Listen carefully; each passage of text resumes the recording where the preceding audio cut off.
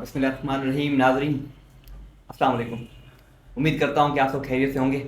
आज हम फिर से लेक्चर में दोनों ही दोस्त साथ आज का जो हमारा टॉपिक है वो है कोर्ट्स की मुदाखलत एजुकेशनल इंस्टीट्यूशंस के अंदर, यानी interruption of courts into the educational institutions.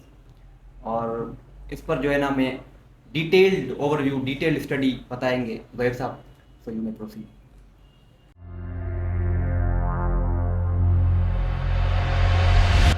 देखें, कोर्ट्स की इंटरफेरेंस हर चीज़ में होती है। आज का जो हमारा डिस्कशन, जैसे आपने बता दिया कि हम आज डिस्कस करेंगे कि एजुकेशन इंस्टीट्यूशंस में कोर्ट्स की क्या इंटरफेरेंस है। आपने देखा होगा जो भी रूल्स वगैरह रेगुलेशंस बनते हैं अदालत में चैलेंज हो जाते हैं, अदालत उनको जुडिशली रिव्यू कर रही होती है। बहुत सारी चीज़ें हैं एजुकेशन इंस्टीट्यूशंस के हवाले से जो कि अदालत देख रही होती है, जबकि उनके पास एक्सपर्टीज़ भी नहीं होती।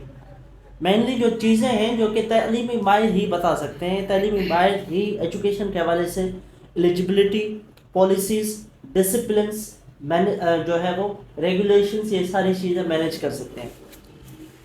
इस हवाले से सुप्रीम कोर्ट की एक अर्लियर जजमेंट मौजूद थी जो कि जस्टिस मंसूर अली शाह ने ऑथर की थी। उसमें भी जस्टिस मंसूर अली शाह ने कहा था कि जो कोर्ट्स हैं उनको रेस्ट्रेंट शो करनी चाहिए एजुकेशन इंस्टीट्यूशंस के, उस पर इंटरफेयर नहीं करना चाहिए, रेस्ट्रेंट शो करनी चाहिए। लेटेस्ट अभी मैं एक केस पढ़ रहा था 2024 SCMR पे, वो था 2024 SCMR 46 पेज पे। ये जस्टिस अथर साहब इसके ऑथर जज हैं। इसमें भी यही चीज़ थी कि कोर्ट्स को जो है ना वो शो करें कि रेस्ट्रेंट शो करें। ऐसा नहीं है कि हर चीज़ पे ही कोर्ट मुदाखलत कर रही होती है। देखिए, आपको मैं बता दूं, आपने अगर पॉलिटिकल साइंस और कानून के शुरुआत जो ईयर्स होते हैं वहाँ पे आपने पढ़ा होगा कि पाकिस्तान या किसी भी स्टेट के 3 बुनियादी सतून होते हैं, पिलर्स होते हैं। उसमें कौन से आते हैं भाई? एक है जुडिशरी, उसका एक सतून है स्टेट का। दो कौन से हैं? Executive, parliament. अब हर जो पिलर है उसको अपने डोमेन में रहना चाहिए। हमारी अदालत क्या करती है? या तो फिर बिल्कुल ही खामोश हो जाती है, अपना काम भी नहीं करती, या फिर ऐसे करती है कि अपना काम तो वैसे भी नहीं करती, लेकिन बाद जो एग्जीक्यूटिव का डोमेन है उस पर इंटरफेयर कर रही होती है, इंक्रोच कर रही होती है। आज जो मैंने अभी केस का हवाला दिया है, जो कि मैंने अभी पढ़ा है, इसमें भी क्या हुआ था कि आपको सबसे पहले मैं बता दूं, ये PMDC का हवाले से एक मैटर है। इसमें PMDC 1960 के 62 का जो कानून है उसके तहत PMDC मीन्स के काउंसिल बन गया था, Pakistan medical and dental council. अच्छा, ये काउंसिल जो है ये पूरा पाकिस्तान की जो भी मेडिकल एजुकेशन वगैरह है उसके हवाले से है। इसने 2023 में 2013 पे रेगुलेशंस बनाए थे। अच्छा, रेगुलेशंस बनाए थे जो कि इनको पावर है under section 33 of PMDC 1962 regulation, ordinance है मेरे ख्याल से 1962, उसके तहत डेलीगेटेड पावर्स थे, तो इन्होंने रेगुलेशंस बना ली 2013 में। अच्छा, इन्होंने क्या कहा कि एक रेगुलेशन उनमें ये भी थी कि जो भी मेडिकल स्टूडेंट होगा, अगर वो 4 चांसेस में अपना एग्ज़ाम क्लियर नहीं करता, फर्स्ट प्रोफेशनल ईयर या सेकंड प्रोफेशनल ईयर वो क्लियर नहीं करता, तो फिर क्या होगा? फिर ये होगा कि उनका जो right to continue medical studies है वो ख़त्म हो जाएगा।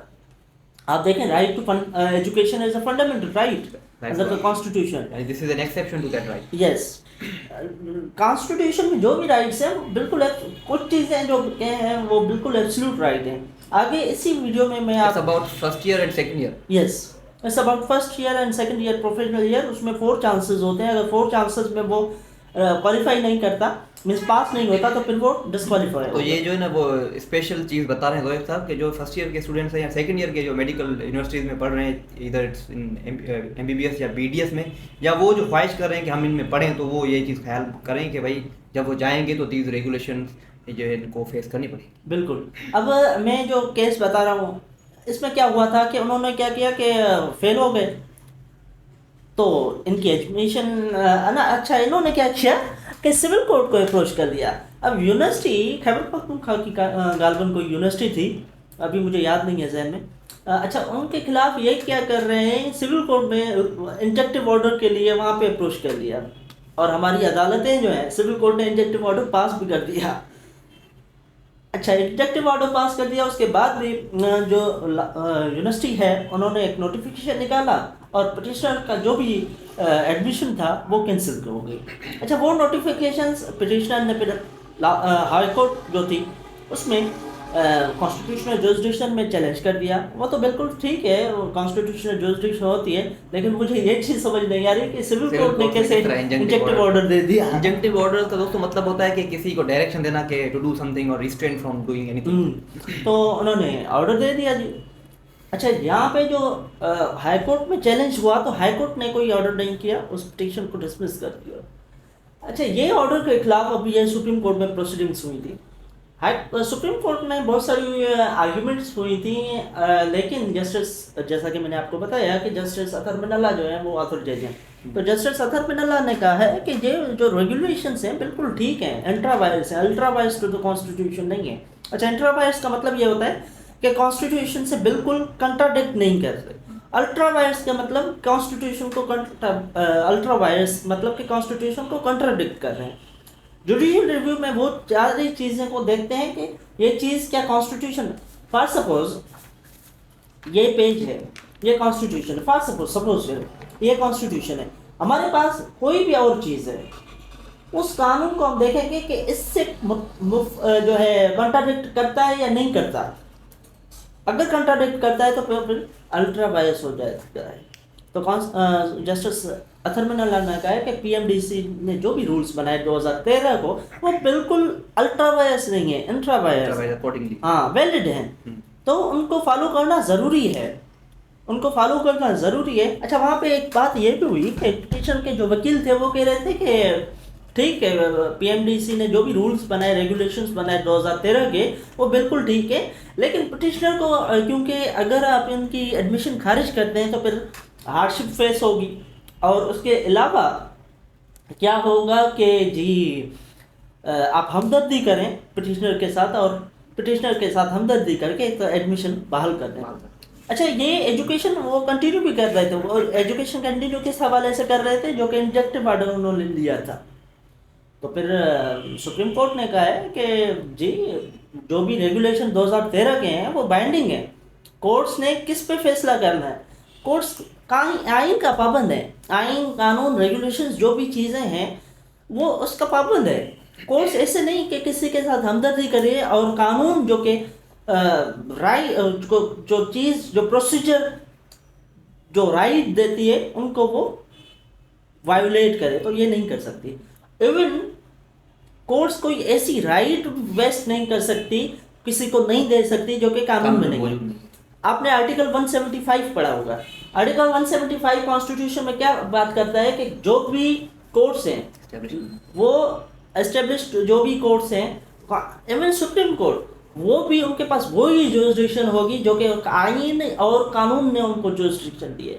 इट मीन्स के even supreme court is bound to follow the constitution और any other law that is intra vires to the constitution. तो इनमें भी अच्छा, इसमें एक चीज़ ये भी बात हुई कि right to pursue profession, medical profession भी एक प्रोफेशन ही है, तो ये चीज़ भी है कि पिटिशनर का फंडामेंटल राइट है कि वो प्रोफेशन को कंटिन्यू करें, मेडिकल प्रोफेशन को।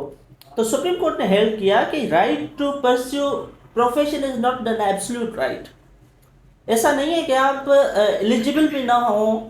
फॉर सपोज हम वकील है ना, हमें क्या करना पड़ता है, लेट देना पड़ता है, गेट देना पड़ता है, इंटीमेशन, वो सारी चीज़ें देनी पड़ती हैं, गेट पास करना होता है, बीवीसी करना होता है। ऐसे तो नहीं है कि हम गेट पे फेल हो जाएं हम फिर कहें कि राइट टू परस्यू प्रोफेशन हमारा fundamental right to pursue the profession. ये तो नहीं हो सकता। मीन्स के right to pursue profession is not an absolute right, it is subject to the limitations या जो भी चीज़ें हैं रेजिडेंशियल कंडीशन वो उनके सब्जेक्ट टू दैट कंडीशंस। तो फंडामेंटल राइट ये एब्सोल्यूट नहीं है। तो सुप्रीम कोर्ट ने ये जो पिटीशन थी ये डिसमिस कर दी। तो this is all about this topic. उम्मीद करता हूँ कि आपको बड़े अच्छे तरीके से ये केस लो समझ में आया होगा। ये जो पूरी डिटेल स्टडी जो आपको बताई गई साहब ने, यहाँ पर हम जो एंड करते हैं इस डिस्कशन को। थैंक यू, खुदा हाफिज़, अस्सलाम वालेकुम। Thank you.